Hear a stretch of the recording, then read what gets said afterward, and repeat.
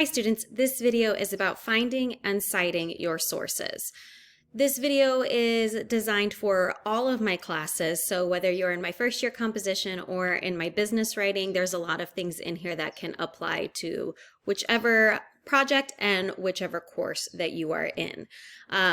I am going to start off by using an example topic, which is probably more relevant to my first year composition classes because they are doing a research-based proposal for one of their projects, but all of the concepts are still kind of generally the same.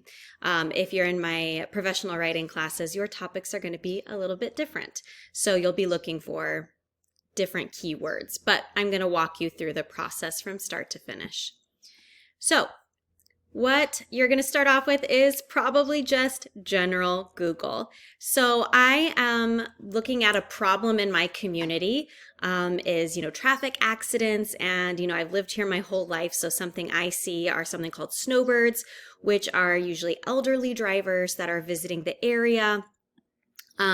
So what I'm looking for in a Google search is, keywords that will help me narrow my search more. So maybe I want to focus specifically on wrong way drivers. I actually do know that this is in Arizona specifically a really huge problem. So let's see. Retirees who spike traffic. So let's say elderly and drivers. Is this going to get us closer to what we want? Here are these AI overviews can be helpful, but the only way that they are helpful is if you go to the original source here. So sometimes it's not always helpful and you can always turn that off. I'm going to scooch down here a little bit more. Unsafe elderly driver, that seems to be getting a little bit more here. Driving and dementia. So let's see, keywords for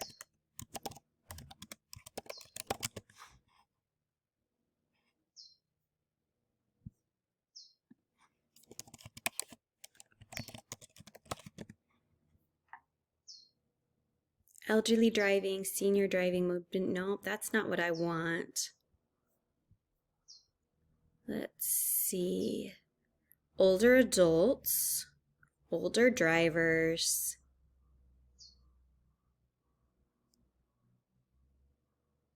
dangers of elderly drivers. Maybe that will help us a little bit. So it looks like the term elderly driver is going to be a search term that's important for us. Look at this, geriatric driver. So maybe that will help us as well. Let's see.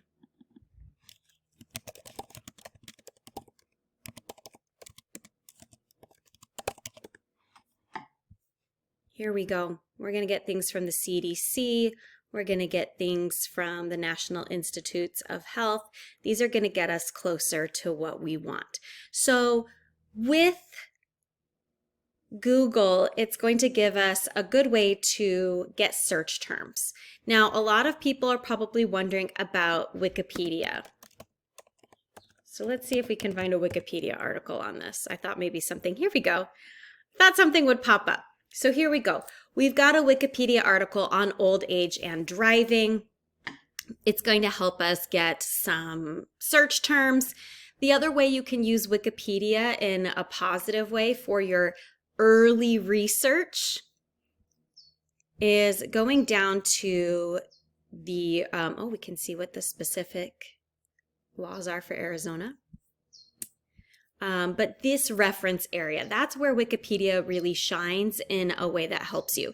So I always tell students that you can absolutely use Google and Wikipedia for your research, but in terms of Wikipedia, that should never make it as an entry on your works cited or your reference page. You're going to use one of these more specific sources. Even if you found it on a Wikipedia page, you just go directly to it. So let's see.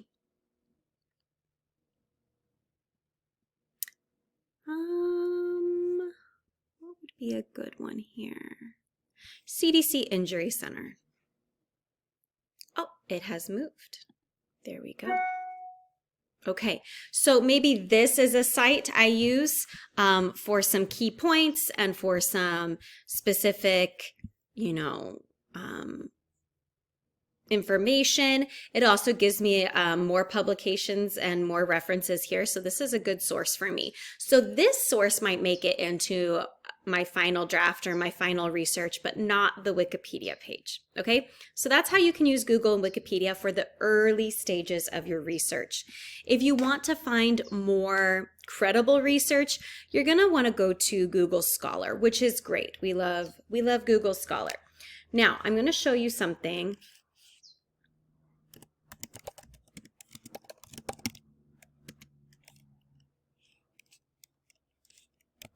Maybe I want Arizona specifically. I don't have to do Arizona specifically, but if you notice here, this is my personal Gmail. I want to change this to my ASU account. The reason I want to do that and make sure that I'm signed into my ASU account when I use Google Scholar is it's going to tell me now that I can get things at ASU because it knows now that I'm part of the ASU community. So usually it'll say, get it at ASU under here. It looks like I don't have to necessarily, or it hasn't popped up. But usually it'll say, get it at ASU. But what's nice is that it's going to give me access and not put things behind paywalls. If I don't have my ASU account in the corner, if I'm not signed into that, it doesn't know that I'm part of the university. So it's going to put things behind paywalls. So make sure that you're signed in here. So Google Scholar is a great place to find books, to find articles in scholarly journals, things like that. You can also do custom range dates. You can do types and things like that. So these are all great sources, great places to find things. If you want to narrow your search terms even more, you can look at something called Boolean operators. It's these and, or, not, or using asterisks or things like that to either narrow or expand how many hits you're going to get on your search terms, okay? So if you are using the word and, you're narrowing your search terms because the articles or the sources have to have both things. If you're saying or, you're going to broaden your search, and the word not is going to narrow your search and things like that. So definitely use those to help get the kinds of information that you want. If you aren't finding a lot of luck on Google Scholar or Google, the ASU library is a great place to go. So ASU has the Library One search.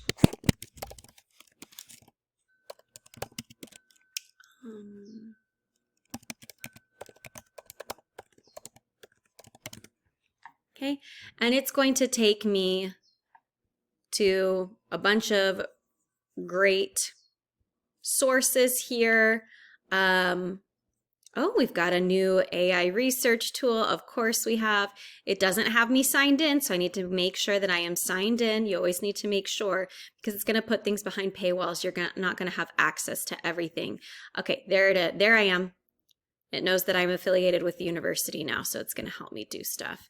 Our new discovery tool. Let's discover. Okay.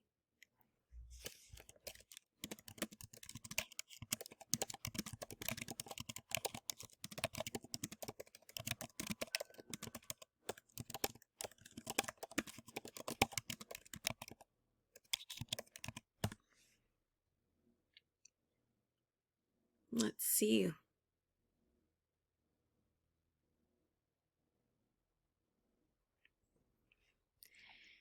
Okay, it found me a book. It found me some articles. They're all a little bit older. And then it says view the results in your Library One search. It's giving me a nice little overview of some of these sources so I can click on them. That's fine. I'm not mad about it. I just don't. That's all right. I want, let's see. I want sources from the last 5 years. We'll see if that helps. I'm not sure if it will. This is pretty new, this research assistant. Okay. Yeah, that's better. Nice. All right, so let's see what this one sounds promising. Let's see what it says about number 3. Medical conditions are risk factors. Emerging technologies may help mitigate these risks. Ah, that's interesting. Here it is, full text online. More details. Is it going to take me here? Okay, so now it's going to take me here. I want to know, because we're also going to talk about citing sources. I wonder if it will cite. Oh, create a citation for me.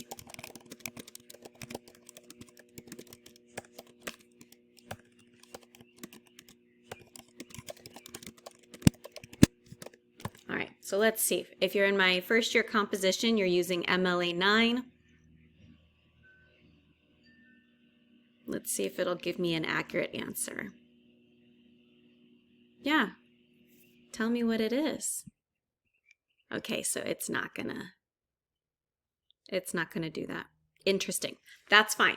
I just wanted to try it out just to see what you guys see. All right, so this is fine. I think using the regular search is probably what I would do, but it gives you a little bit. What is nice is it gives you a little bit more than this tiny blurb here, so you can kind of see what it's about. That's cool though. I like it. Something else I wanted to draw your attention to on the library website are the library guides. There is one specifically for different topics. There's one for different courses. There used to be one for English 302. It's gone now. I complained about it. I don't know if it's coming back, but sad. If you click on the one for first year composition, it will help you with research strategies. It'll walk you through how to do using the library databases, and it will walk you through citing your sources as well. So it still can be helpful for my professional writing classes, but isn't that cool? We have a library guide helping you through all of this. You can also chat with a librarian or request an appointment, all from the library guide page. There's also a library guide on generative AI as well. So lots of cool stuff for finding sources. So let's move into how to cite sources. I did mention, I'm going to go through and get rid of all of these tabs here because I like to stay organized. I did mention that you can use AI for trying to find sources. Copilot is really nice. ChatGPT can help you find sources. I prefer doing things in Claude. So let's see what they come up with in terms of finding resources for us. If I were writing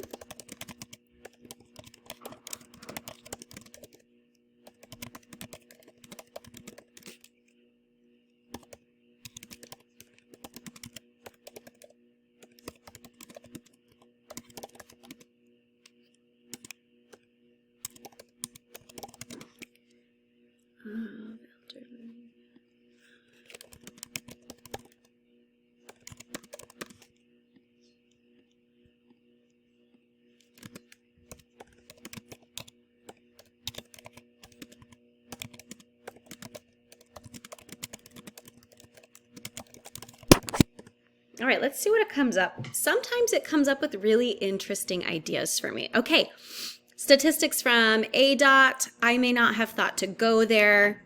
I did find something from the CDC, the National, ARP, Arizona has no mandatory retesting. This is all interesting. Tips for proposal. Okay, I want sources. Give me sources. Because it didn't give it to me the first time. Isn't that interesting? And this is the paid for version of Claude.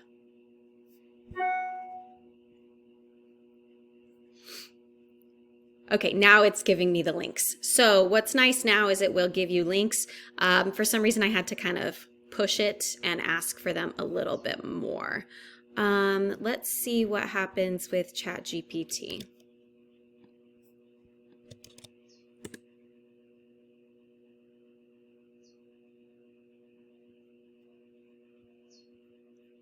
Okay, and it's giving me some specifics here, medical review, transportation crash facts. This is good. Oh, and it's giving me some search terms. That's nice too. Okay.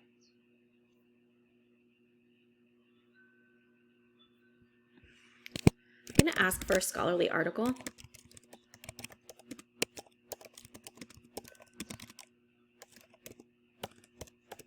Because I want to ask it to cite something for me. Because here's the thing, a lot of students think, oh, I can just use generative AI to cite. Not always. Okay.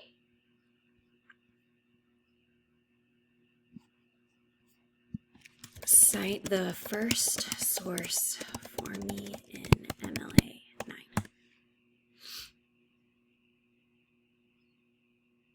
Let's see if it's correct.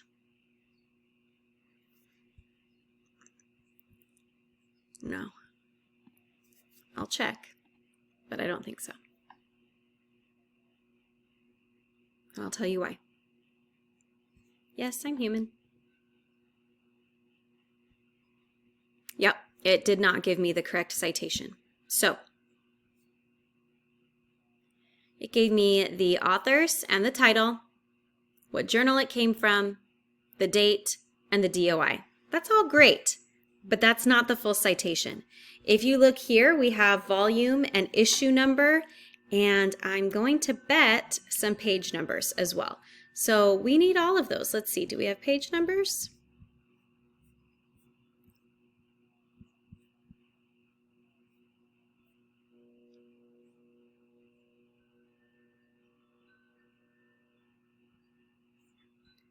I don't see, so maybe it's an online journal. I don't see any page numbers. Let's just click this to see if it cites. It says cite format.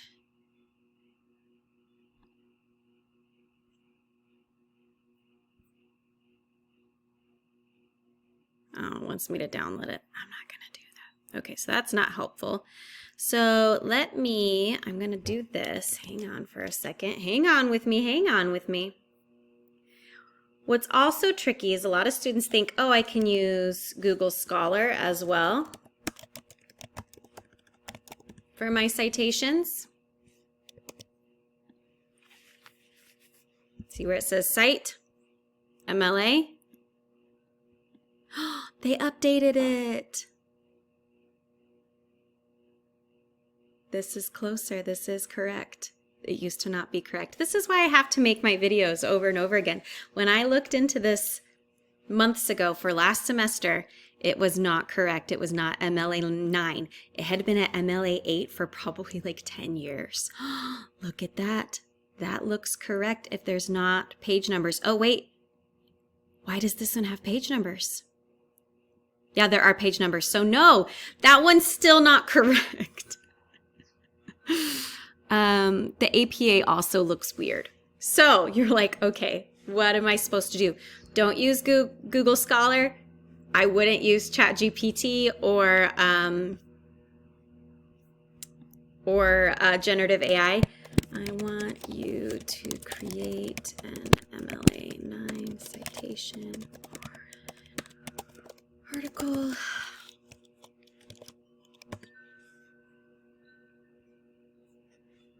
So here's what I have.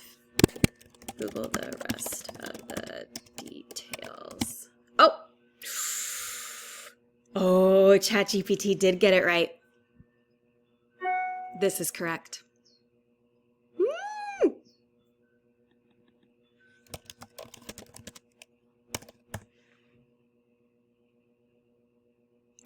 Ooh, that is nice. Okay. ChatGPT did get it right. It does not always. Sometimes it makes things up, right? Now, I know that this is the right stuff because I saw it in different places, so I was able to use lateral reading strategies to verify that that's correct. Claude was not correct. That's not right. So what do you do? How do you know what's right and what's not, especially if you haven't been doing this as long as I have and you can't just tell by looking? I like the citation machine. It's free. It does make you watch a video so that it stays free. I think it's worth it. This is a journal article. I'm going to put that information in. See if it finds it for me. It found it. I'm going to make sure that it has the page number, so it doesn't have the year. It only has the DOI. So this doesn't have a lot in there. Usually it populates a lot more. Maybe there's another version that's...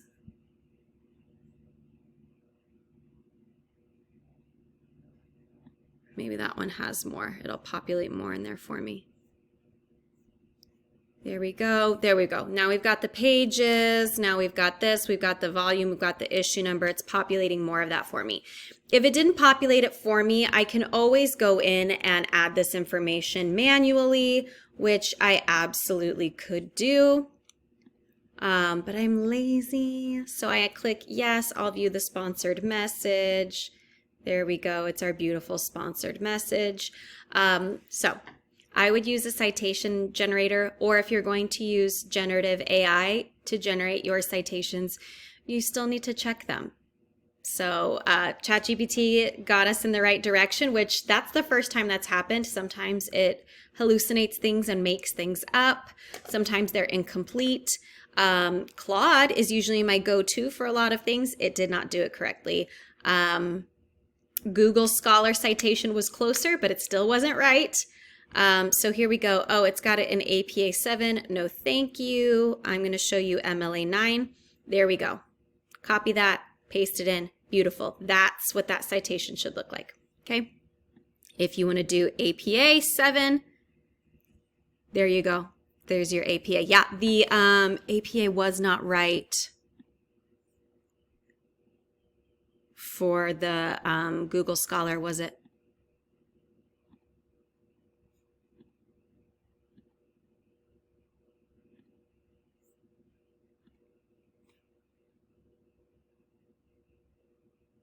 This wasn't quite right either. No, so that's not right. So even if it's on the article and it says cite it, it may not be right. Yeah, isn't that fun? Okay, so you always got to check things. Use a citation generator. When I typed in citation machine, the first thing that came up was actually ChatGPT, and I was like, don't trust it, but it actually did it right. Citation machine is my go-to, or I do it myself using the Purdue OWL. I can tell what it is. So maybe this is a website. I'm gonna Control F. Look for the word website. Okay, it's going to tell me how to do the citation for a website. What about like a YouTube video? Okay, let's see. This is how you cite a YouTube video. I don't have all of these memorized, and you don't have to either. So this is how you cite anything. Same thing with APA. You go over here, in-text citations, reference list, basic rules, different types of things. It'll tell you how to do it, and you can always check. So most sources, this is the order of things, academic journals, things like that. If there are more specific things, so you could say like, how to cite a personal interview, APA. And it's going to take me here. And then it's going to help me find out how to do that. Okay, so that's how I would do my sources. You can use something to help you like ChatGPT or a citation generator, but then you're always going to check it. So in my opinion, it can just be faster and easier to do it yourself. Or when you get really good at identifying it, you can use something else to help you. So I hope that was interesting to you. You can see that technology changes almost daily. So using different technologies can absolutely help your research process, but you need to be careful about the types of technologies you're using and make sure that you're always verifying the information if you're using generative AI to help you. So if you have any questions, you can always come to my office hours, catch me before or after class, or request a Zoom meeting, and I will do my best to help you out.